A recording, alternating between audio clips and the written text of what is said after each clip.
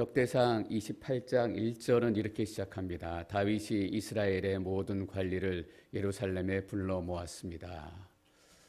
예루살렘의 모든 관리들을 불러 모아서 다윗이 드디어 비전 선포식을 합니다.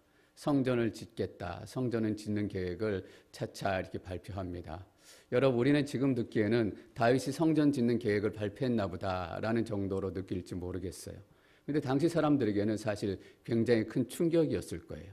아무도 성전을 짓는다라는 것에 대해서는 생각해 보지 않았을 거예요. 그냥 언약궤가 성막의 모세 시대에 있었던 것처럼 하나님이 그냥 장막 안에 있는 게 마땅한가 보다라고 생각을 했을 거예요. 근데 다윗이 언약궤가 이리저리 돌아다니는 것을 또 경험하고 또 하나님을 점점 깊이 만나가다 보니까 하나님에게 집이 필요하다라는 것을 깨닫게 된 거예요. 여러분, 하나님을 더 깊이 만나고 하나님을 계속 묵상하면 하나님께 주신 새로운 비전이 임하게 돼요. 다윗은 나이가 들어가고 연약해져 가고 쇠해져 가요. 근데 그는 예루살렘 모든 사람들을 불러놓고 드디어 비전 선포식을 하는 거예요. 나이도 상관없고 상황도 상관없어요. 저는 하영조 목사님 생각이 문득 났습니다. 많이 편찮으셨잖아요. 사모님께서 편찮으실 때 다른 목사님들 만나는 거 많이 싫어하셨다라는 얘기 나중에 들었습니다. 왜냐하면 자꾸 다른 목사님들 만나면 사역 얘기하시고 새로운 사역들이 시작되기 때문이에요. 그래서 하다 못해 한국에서는 건강을 지킬 수 없고 사역을 내려놓으실 수 없기 때문에 일본으로 피신 가신 거잖아요. 조용하게 치료에만 집중할 수 있도록. 그런데 일본에 계시다가 또 하나님께 주신 비전을 받은 거예요. 계속 하나님을 묵상하고 하나님의 임재를 경험하니까 하나님이 주신 일본을 향한 축복과 계획을 깨닫게 된 거예요. 그래서 쉬시러 가신 일본에서 러브 소나타가 시작이 됐어요. 우리도 다윗처럼 또 하영주 목사처럼 그래봤으면 어떨까 싶은 마음이 들어요. 좀 건강도 한번 이겨보고 가난도 한번 이겨보고 또 불편한 것 한번 이겨보고 또 나이도 한번 이겨보고 그래보면 어떨까 싶어요. 그런 믿음의 삶, 승리의 삶이 우리 가운데도 분명히 있을 줄 믿습니다. 그래서 우리는 나이 탓할 필요가 없는 것 같아요. 또 건강 탓할 필요도 없는 것 같아요. 내가 돈도 없는데 무슨 사역을 하겠어? 아니에요.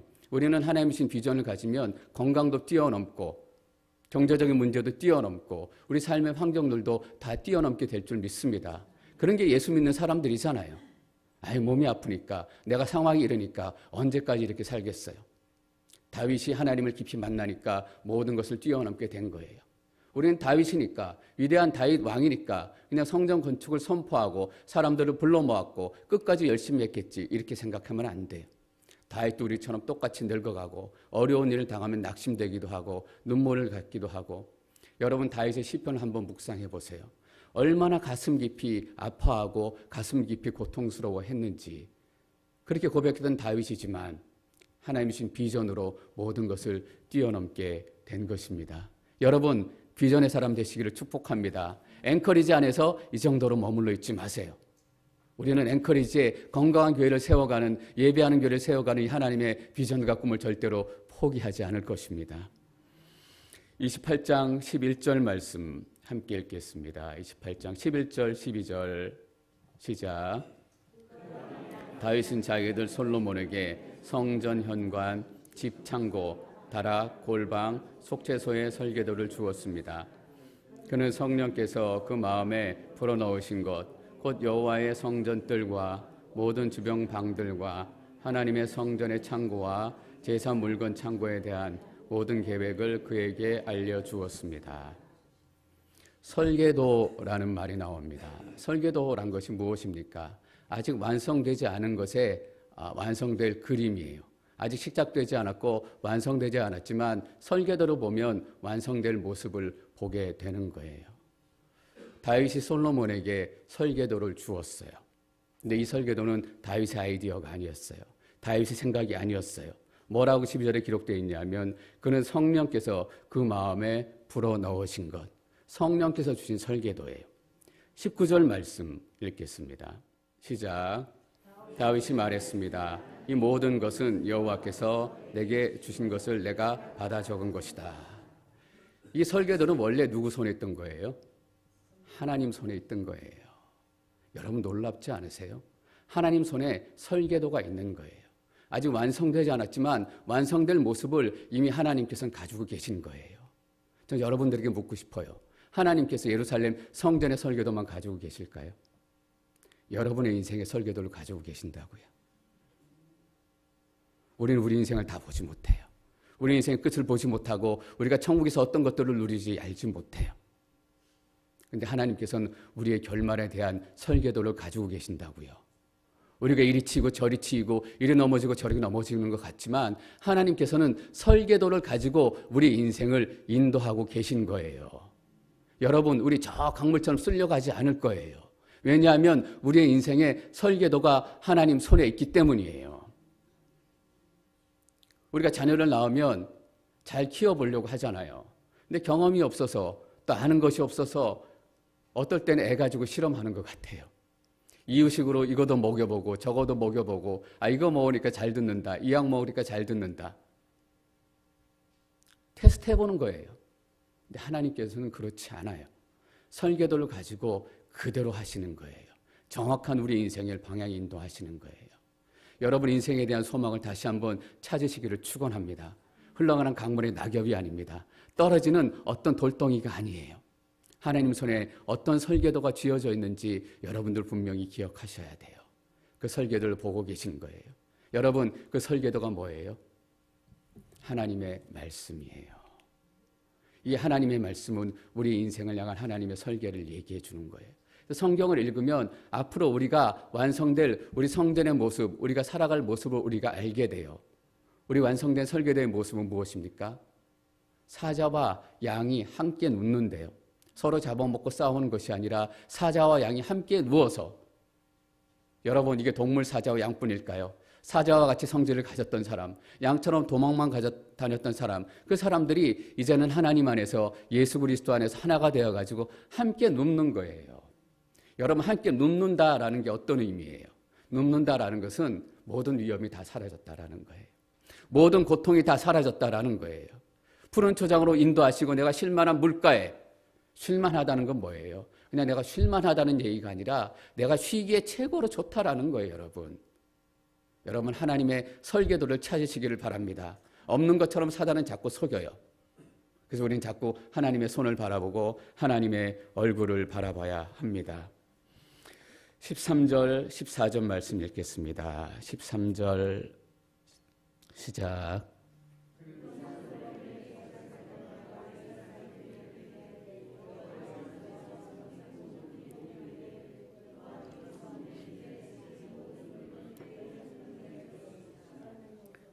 (14절) 그는 여러 종류의 제사에 쓰일 모든 금그릇에 대해 금의 무게를 정해 주었고 여러 종류의 제사에 쓰일 모든 은그릇에 대해 은의 무게를 정해 주었습니다.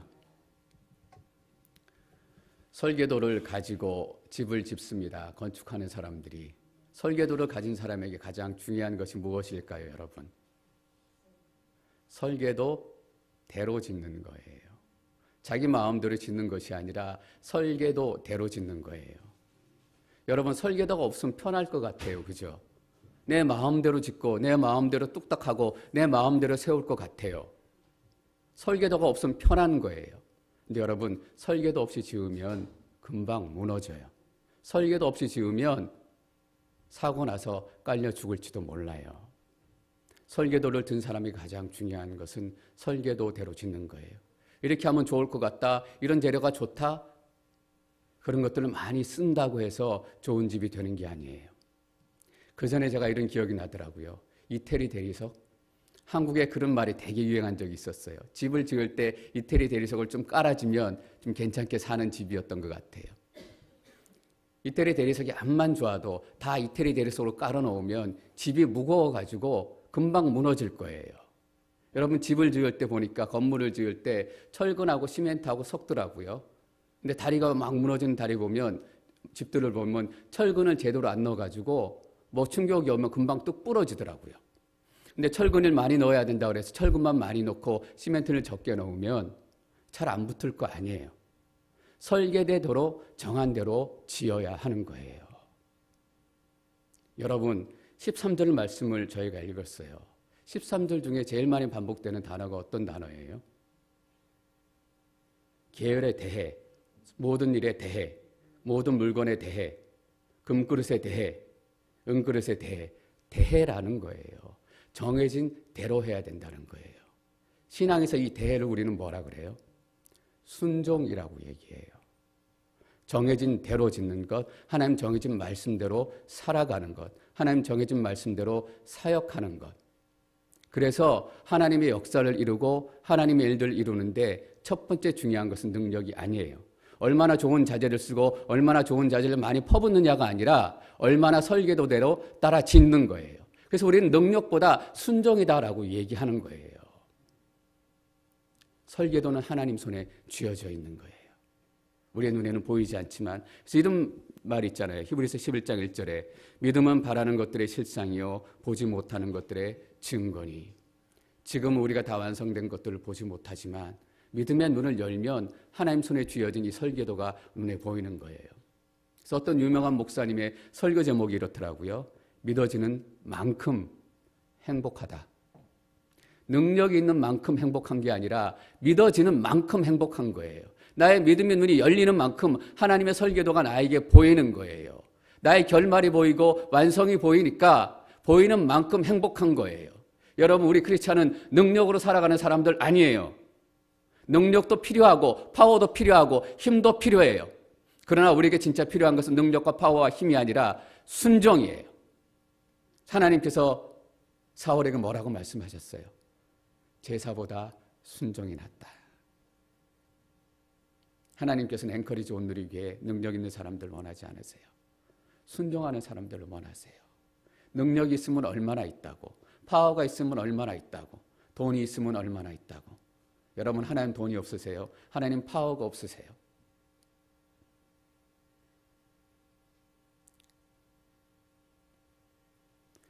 13절에 가장 중요한 것은 대해예요.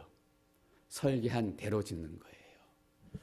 그래서 12장 28장 8절에 보면 28장에 중요한 주제가 나옵니다. 뭐냐 하면 너희들이 어떻게 하면 하나님께서 말씀하신 약속의 땅에서 쫓겨나지 않고 평안을 누리며 살아갈 수 있겠느냐라고 말씀하시는데 8장에 이렇게 기록합니다. 그러므로 이제 너희는 온 이스라엘과 여호와의 회중이 보는 앞에서 또 우리 하나님께서 들으시는 가운데 너희 하나님 여호와의 모든 명령을 지키려고 애쓰라.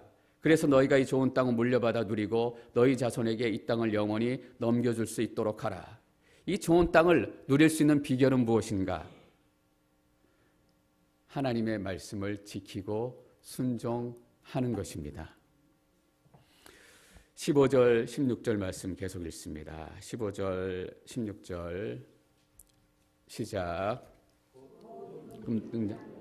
금등잔의 금의 무게를 적당하게 달아 정했고 또 은등잔대와 은등잔의 은의 무게는 각각 쓰임새에 따라 적당하게 정해 주었습니다. 16절 읽습니다. 진설병을 놓을 상에 들어갈 금의 무게를 정하고 은으로 만든 상에 들어갈 은의 무게도 정해 주었습니다.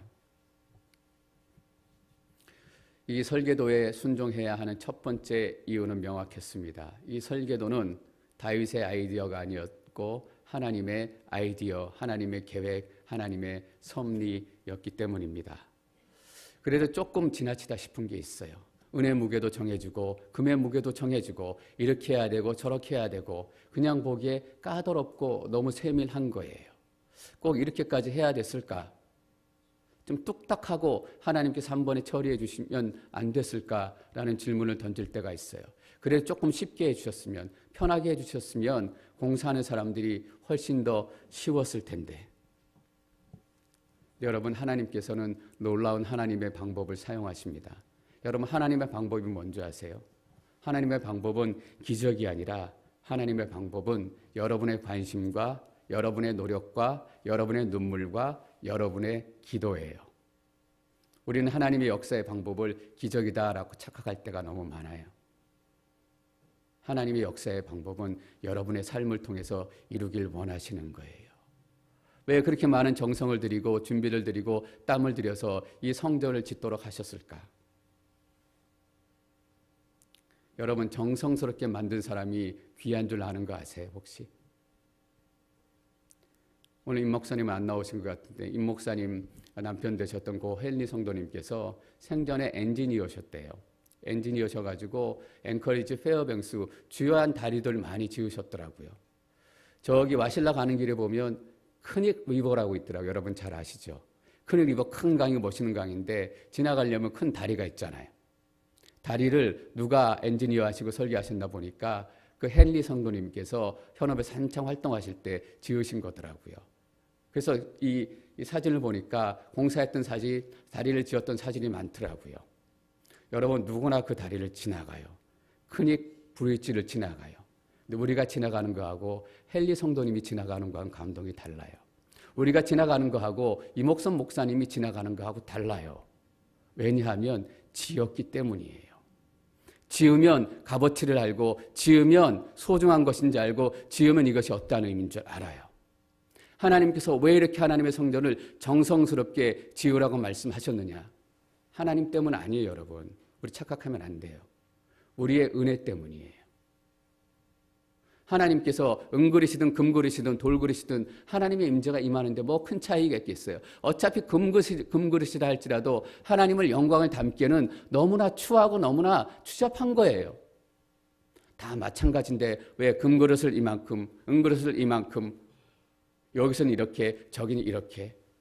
왜냐하면 은그릇을 준비하는 동안, 금그릇을 준비하는 동안 이 성전의 의미, 하나님의 임재의 의미를 깨닫게 하는 거예요. 누구나 그 다리를 들어갈 수 있어요. 누구나 그 성전을 들어갈 수 있어요. 그러나 이 의미를 알고 이 값어치를 아는 사람은 다른 거예요. 여러분 한번 생각해 보세요. 일주일 내내 하나님의 임재를 사모하고 하나님의 은혜를 구하고 내가 현실에 이렇게 어려운 삶이 또 사건들이 많지만 하나님께 기도하고 눈물로 살았던 사람들은 주일날 예배에서 드리는 예배가 달라요. 하나님, 정말 하나님 깊이 만나고 싶습니다. 내 삶에 허락하신 이 삶의 시간들. 여러분 일용할 양식을 위해서 기도하시는 분들에게는 오늘 하루가 분명히 특별한 하루였을 거예요. 그냥 지구가 한번 돌았기 때문에 새로운 하루가 내게 주어진 것이 아니라 하나님께서 내게 새로운 24시간을 주시고 새로운 먹을거리를 주시고 새로운 만남을 주시고 근데 지구가 한 바퀴 자전했기 때문에 새로운 날이 왔다라고 생각하는 사람은 특별하지 않아요. 그냥 오늘도 먹었나 보다. 내일도 먹었나 보다. 하나님께서 우리를 위해서 그 성전을 짓도록 하신 거예요. 성전을 짓도록 하셨는데 21절 말씀 저희가 계속 읽겠습니다. 21절 시작.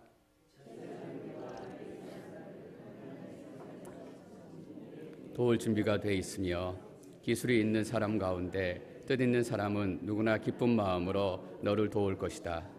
모든 지도자들과 백성들이 내 모든 명령을 따를 것이다. 하나님 성전에 짓는 모든 일에 사람들이 도울 준비가 돼 있대요. 그리고 뜻 있는 사람들이 누구나 기쁜 마음으로 너를 도울 것이래요. 저는 이 말이 어떻게 들었냐면 하나님께서 우리를 도울 준비가 돼 있다. 이 말로 들려요. 하나님께서 기쁜 마음으로 우리를 도우실 것이다. 이 말로 들리는 거예요. 여러분 그렇지 않아요? 사람들이 정말 준비됐다라고 이 얘기하고 싶은 거예요. 하나님께서 도울 준비가 되셨다라는 얘기를 하고 싶은 거예요. 여러분 하나님께서는 여러분들을 도울 준비를 벌써 마치신 거예요. 그 설계도도 하나님 손에 있는데 도울 준비도 다 하나님께 사셨어요. 여러분 이 성전의 첫 번째 시작은 성막이에요. 이스라엘 백성들이 출애굽해서 광야에서 40년 지나는 동안 아무것도 제대로 없는 상황 가운데 금을 가지고 은을 가지고 귀한 것들을 가지고 이 성전에 기물들을 짓고 성막을 지어야 했어요. 광야에 금들이 어디 있었고 은들이 어디 있었고 귀한 것들이 어디 있었을까? 하나님께서 준비시키신 거잖아요. 출애굽기 12장 35절 말씀 읽습니다. 12장 35절 시작. 이스라엘 백성들은 모세의 말에 따라 이집트 사람들에게 은폐물과 금폐물과 옷가지를 달라고 했습니다. 36절에 이렇게 이어집니다. 여호와께서 이집트 사람들로 하여금 이스라엘 백성들에게 호의를 베풀게 하셨기 때문에 이집트 사람들은 그들이 요구하는 것들을 내주었습니다. 하나님께서 이집트 사람, 애굽 사람들의 마음을 움직여서 필요한 것들 얘기하면 다 내어주도록 하게 만드신 거예요. 여러분 광야에서 성막을 준비하는 일, 이스라엘 백성들이 힘든 상황 가운데서 모든 노력을 다 바치고 준비해야 됐던 거예요. 근데 진짜로 준비한 분은 누구세요? 하나님이신 거예요. 벌써 떠나는 그 순간부터 하나님께서는 도울 준비가 되어 계신 거예요. 여러분, 포로에서 돌아온 이스라엘 백성들이 성전을 새로 지어요. 성전을 짓고 안에 기물들을 마련할 거 아니에요. 근데 이런 것들을 읽는 거예요. 금 등잔대와 금 등잔대 무게와 은 등잔대와 뭐 그릇 몇 개와 금 그릇 몇백 개와 이런 걸 쭉 들으면 야, 좋겠다. 근데 그들에게 돈이 어디 있어요, 여러분? 간신히 돌아왔는데 그냥 급한 대로 현금이나 가지고 돌아왔는데 다 지을 만한 금과 은과 폐물과 보석들이 어디 있어요? 여러분, 하나님께서 이것도 준비시키신 거예요. 에스라 1장 6절에서 7절 말씀 읽겠습니다. 6절 시작. 그 주변 사람은 모두 그들에게 금은과 물품과 가축과 귀한 선물로 도와주었고 모든 예물도 기꺼이 내주었습니다. 더구나 고레스 왕은 느부갓네살이 예루살렘에서 가져와 자기 신전에 들여놓았던 여호와의 성전 기물을 꺼냈습니다. 포로로 70년 동안 이스라엘 백성들이 바벨론 페르시아에 갇혀 있었잖아요. 근데 고레스에게 하나님께서 선한 마음을 주셔서 고레스가 칙령을 발표해요. 유대 백성들, 너희 고향으로 돌아가고 싶으면 돌아가도 좋다. 가서 성전을 건축해도 좋다. 거기서 끝난 것이 아니라 사람들에게 얘기하는 거예요. 도와줘라. 그리고 이 지금 솔로몬을 통해서 지어진 금 등잔대, 금그릇, 은그릇은 어떻게 됐냐 하면 이것은 느부갓네살이 예루살렘을 침략했을 때 성전에서 다 뺏어갔어요. 하나도 안 남아 있었다고요. 근데 고레스가 뭐냐 하면 그거 창고 열어서 다시 다 줘라라고 얘기해요. 그래서 에스라 1장 7절, 8절 이렇게 계속 이어집니다. 어떻게 이어지냐 하면 8절 말씀 제가 9절, 10절, 11절 읽어볼게요. 페르시 왕 고레스는 재무관 미드르닷의 손으로 그것을 가지고 나오겠으며 미드르닷은 그 수를 세어 유다의 총독 세스바살에게 주었습니다. 그 목록은 금쟁반 30개, 은쟁반 1000개, 칼 29개, 금대접 30개, 그 다음은 은대접 410개, 다른 그릇들 1000개로 다 앞에 금그릇, 은그릇이 5400개나 있었습니다. 포로로 잡혀갔던 사람들이 바벨론에서 예루살렘으로 올라갈 때 세스바살이 이것을 모두 가져갔습니다. 누가 준비하셨어요? 하나님께서 준비하신 거예요. 여러분 잘 기억하셔야 돼요. 하나님께서 다윗과 솔로몬과 이스라엘 백성들을 통해서 이 성전과 이 모든 것들을 준비하라라고 말씀하셨어요. 그리고 바벨론 포로에서 돌아와서도 이 성전을 다시 지어야 했어요. 어떻게 지을까? 어떻게 이 어려운 일을 감당할까? 하나님께서는 이미 도울 준비가 돼 있으셨던 거예요. 저는 이 말씀이 여러분들에게 너무 큰 도전과 은혜가 될 줄 믿습니다.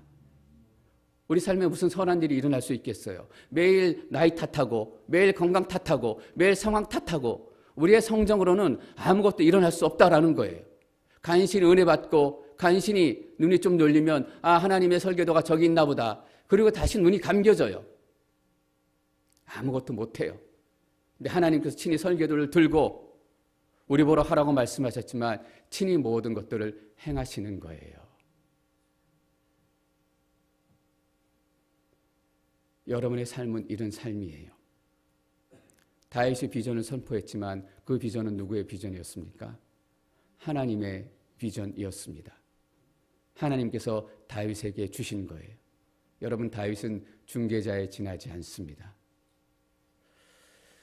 20절 말씀 함께 읽겠습니다. 시작. 다윗은 또 그 아들 솔로몬에게 말했습니다. 강하고 용감하게 이 일을 하여라. 두려워하거나 놀라지 마라.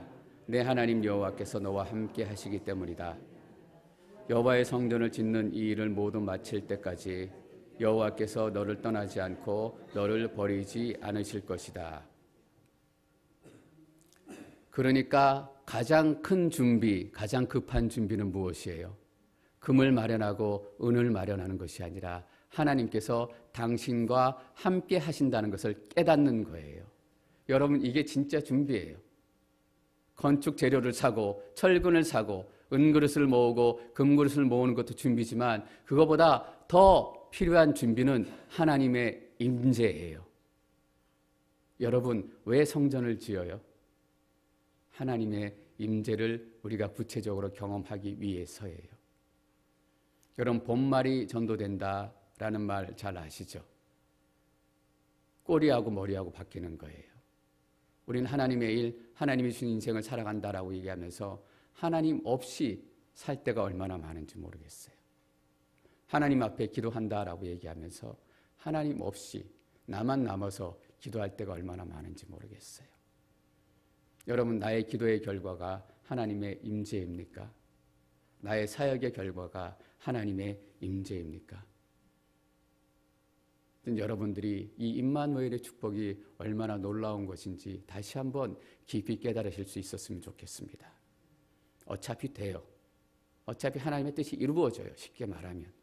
우리는 뭐냐 하면 하나님께서 함께 하셨다. 함께 계신다. 하나님께서 이루어 가신다. 이것을 알게 되면 되는 거예요. 여러분, 이루려고 아둥바둥하지 마세요. 분명히 우리의 수고와 눈물과 기도를 통해서 이룰 거예요. 그러나 이것은 우리가 아둥바둥하고 불안해하라 이런 하나님의 의미가 아니에요. 그것을 통해서 하나님의 임재, 하나님께서 너와 함께 하시는 것 더 깊이, 더 강력하게, 더 영원히 경험하고 깨달아야 한다라는 의미입니다. 여러분, 하나님께서 여러분들과 함께 하십니다. 여러분이 지금 나이가 몇 살이세요? 또 재산이 얼마 있으세요? 건강이 어떠시고 심방박도수가 어떠세요? 우리 모두 그것을 뛰어넘으십시다. 하나님께서 함께 하시면 다윗처럼 또 하용조 목사님처럼 뛰어넘어서 하나님의 비전 이루게 될 줄 믿습니다.